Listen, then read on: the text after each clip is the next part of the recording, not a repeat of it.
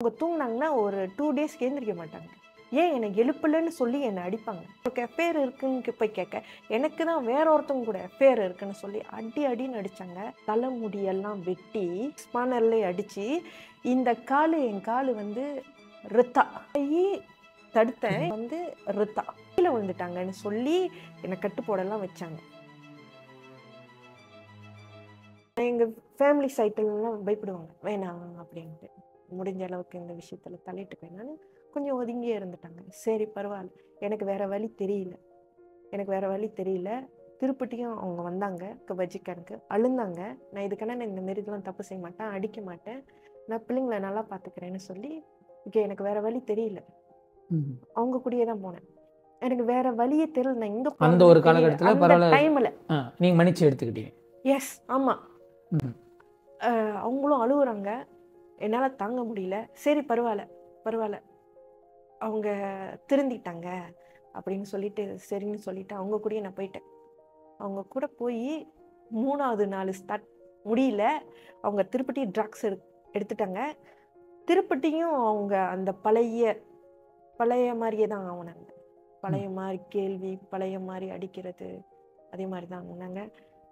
இந்த இதுவும் இந்த கால் இதுவும் நான் வந்து ஸ்விம்மிங் போட்டிருந்தேன். ஒரு 6 மாதம் சென்று தான் இது பண்ணாங்க. 2018 கடையும் போயிடுச்சு. அந்த கடை வந்து என்னோட சிஸ்டர்ல எடுத்துட்டாங்க. எங்களுக்கு கொடுக்கணும் பிள்ளைங்க இருக்குன்னு அவங்க கொடுக்கல.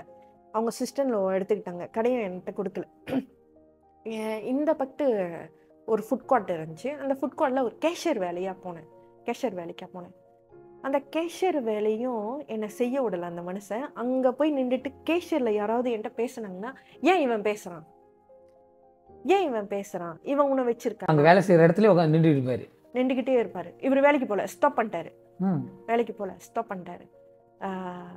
அங்கேயே நின்றுக்கிட்டு இருப்பார். எடுக்கிற சம்பளம் 1200 வள்ளி. அவர் கூட்டு காசு கட்டணும்னு சொல்லி 500 வள்ளி போயிடும். மிச்சம் இருக்கிற காசை சம்பளத்தை எடுத்து வீட்டில் பிள்ளைங்களுக்கு சாப்பாடெல்லாம் வந்து மேனேஜ் பண்ணுவேன். நான் வேலை செய்கிற இடத்துக்கு அன்னாடிக்கும் வந்து இந்த மாதிரி சண்டை போடுவாங்க. என்னை வந்து வேலை செய்கிறவங்க மேனேஜ்மெண்ட் என்ன சொல்லிட்டாங்கன்னா, பரவாயில்ல நீ உன்னோட ஃபேமிலி பிரச்சனையை முடிச்சுட்டு வான்ட்டாங்க. நான் வீட்டிலே இருந்துட்டேன், வேறு வழி தெரியல. இந்த ஆளும் வேலைக்கு போகல, நானும் வேலைக்கு போகல. என்ன செய்வாருன்னா 2018 ஸ்டார்டிங் வீட்டில் வந்து கோனர் வீடு சுற்றி வந்து ஜன்னல் கண்ணாடி இருக்கும், பலகை இருக்குல்ல, பலகையால் அடிச்சு வச்சிருப்பாரு. நான் வெளியே உள்ளவங்கள்ட்ட யாரும் ஹெல்ப் பண்ணக்கூடாது, வெளியே உள்ளவங்க வந்து யாரும் எனக்கு ஹெல்ப் கொடுக்கக்கூடாதுன்ட்டு. மாங்காய் மரம் இருக்கும், அந்த கோனர் வீடு மாங்காய் மரம் இருக்கும். மாங்காய் மரத்து மேலே வந்து கேமரா ஃபிக்ஸ் பண்ணி வச்சிருப்பாரு. யார் போகிறா யார் வரான்னு.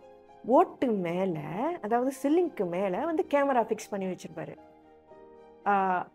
அதாவது மேலேருந்து ஆளுங்க கீழே வீட்டுக்கு வராங்கன்ட்டு. சிசிடிவி எல்லாமே இருக்கும், முன்னுக்கு இருக்கும், பின்னாடி இருக்கும். நான் ஒரு கால் வந்து துணிக்காய போடலான்னு வெளியே போகக்கூடாது. அன்னைக்கு முழுதும் அந்த ஆள் வந்து என்னை உட்கார வச்சு கேட்கும், ஏன் வெளியே போனேன். சிசிடிவி ஆக்சுவலி நான் படம் பார்த்துக்கிட்டே இருப்பேன். என் கழுத்து சும்மா இப்படி திரும்பக்கூடாது. அதுக்கு அந்த ஆள் கேட்கும், இப்படி யார் போனா நீ ஏன் இந்த பக்கம் நீ திரும்பி பார்த்த அப்படின்னு. பக்கத்து வீட்டில் ஃபோன் கால் வரும். ஃபோன் கால் வந்து அலோன்னு சொல்லுவாங்க. லோ பாரு உன்னை கூப்பிடாம பாரு.